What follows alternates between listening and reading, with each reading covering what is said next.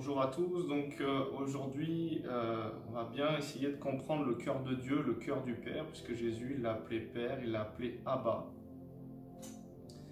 Et c'est comme un peu mon papa, mon papounet, c'est une relation intime avec son Créateur, avec son Père, qui veut nous éduquer, puisque le mot disciple, il a aussi la notion d'étudiant, et Dieu veut nous discipliner, il veut nous éduquer dans les voies pour qu'on puisse refléter son cœur, refléter son image et s'occuper de ses affaires.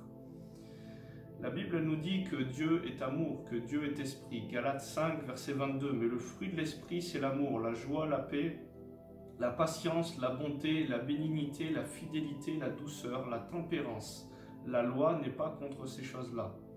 Mais la loi, elle prend son plein potentiel, son plein axe dans la vie de Christ en nous. On n'a plus besoin d'un rapport extérieur aux choses pour nous dire il faut faire ou il ne faut pas faire, c'est l'arbre de la connaissance du bien et du mal, mais on a besoin de Christ, notre vie, pour nous dire quand faire, quand nous reposer, quand marcher.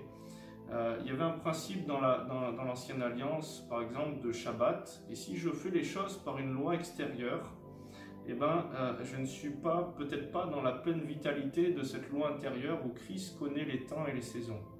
Imaginez, vous êtes malade le lundi et vous dites non, dans la loi, dans l'ancienne alliance, il me dit qu'il faut que je me repose le samedi, c'est le jour du Shabbat. Est-ce que vous allez attendre toute la semaine malade pour pouvoir vous reposer? Donc Christ, il peut vous faire prendre conscience de la vie, non plus comme une loi, c'est bien, c'est mal, mais ce que Dieu il imprime en vous qui est juste au moment de faire. La Bible, elle nous dit quoi? Elle nous dit que cette loi extérieure, elle avait un sens quand on n'avait pas cette loi intérieure, cet esprit qui venait nous éduquer et nous convaincre de ce qui était juste de faire au moment de le faire.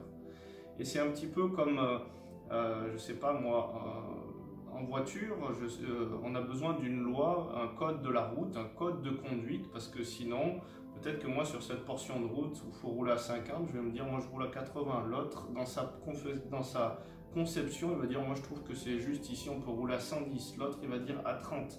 Et finalement ça va être l'anarchie, ça va être le désordre et Dieu est un Dieu d'ordre. Maintenant, est-ce qu'il n'y a pas une loi supérieure à cette loi-là? Si je vois quelqu'un qui est en sang au bord de la route, et est-ce que ça me posera un problème d'outrepasser cette loi, ce cadre, pour conduire la personne aux urgences et pouvoir lui porter la vie? Eh bien, dans l'arbre de vie, c'est plus à propos de ce qu'on va juger bien ou mal de faire, mais c'est Christ qui va dire ce qui est juste à faire à la situation. Il nous le dit 1 Timothée 1, verset 8, 9. Nous n'ignorons pas que la loi est bonne pourvu qu'on en fasse un usage légitime, sachant bien que la loi n'est pas faite pour le juste, elle n'est pas faite pour celui qui est justifié en Christ, on est bien d'accord. Elle n'est pas faite pour le juste, vous êtes juste par la foi à travers l'œuvre de grâce, la faveur imméritée de Dieu pour votre vie. Sachant bien que la loi n'est pas faite pour le juste, mais pour les méchants, les rebelles, les impies, les pécheurs, les irreligieux, les profanes, les parricides, les meurtriers, ceux qui n'ont pas la voix de Christ en eux pour les conduire dans toute la vérité. Si même la notion de bien et de mal, elle trouve son expression en Christ. Par exemple, si je me dis, avec ma compréhension de ce qui est bien et de mal, avec ma bonne humanité, avec mon amour humain à moi, c'est bien que je donne la nourriture à un SDF, que je donne ce sandwich. Eh bien, peut-être pas, puisque la Bible, elle dit que mon humanité, elle n'accomplit pas les désirs de l'esprit, la chair, elle a des désirs qui sont opposés à ceux de l'esprit. Je vais jeter un sandwich à ce SDF, peut-être qu'il va faire une allergie alimentaire aux produits qu'il y a dedans, et je pensais lui avoir fait du bien, et je ne lui ai pas amené la vie. Si je lui donne de l'argent, peut-être que cet argent il va servir à ce qu'il s'achète de l'héroïne, et il ne va pas porter la vie pour cette personne, et c'était peut-être pas le bien que Dieu voulait faire à cette personne.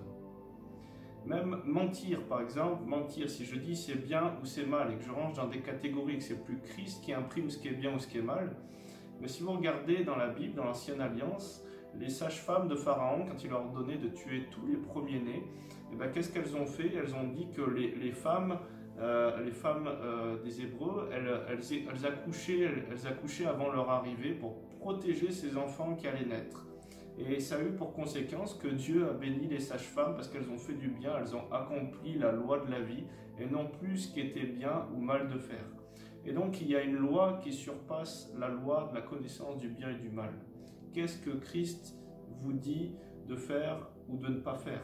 Si vous jugez avec votre bien et votre mal, vous pouvez vous retrouver comme Pierre, sur lequel il veut bâtir son église, peut-être un adversaire au plan de Jésus. Et pourtant, avec toutes les meilleures intentions que Pierre il a eues, il a dit non, mon Seigneur, ça ne t'arrivera pas ces choses-là, alors qu'il devait être persécuté, qu'il devait mourir pour nous amener la vie. Et c'était le plan de Dieu, c'était ce qui était juste, et c'était l'amour de Dieu manifesté. Et Pierre, il s'est levé contre ça. Jésus lui a dit, arrière de moi, malgré tout ton bon amour humain, eh ben, tu te positionnes en Satan, en adversaire. Le mieux que tu as à faire, c'est de passer à ma suite parce que tu ne comprends pas ces choses. Et donc, est-ce que Christ est ma loi? Est-ce que Christ est mon autorité? Est-ce que Christ conduit le chemin? Bénédiction à tous.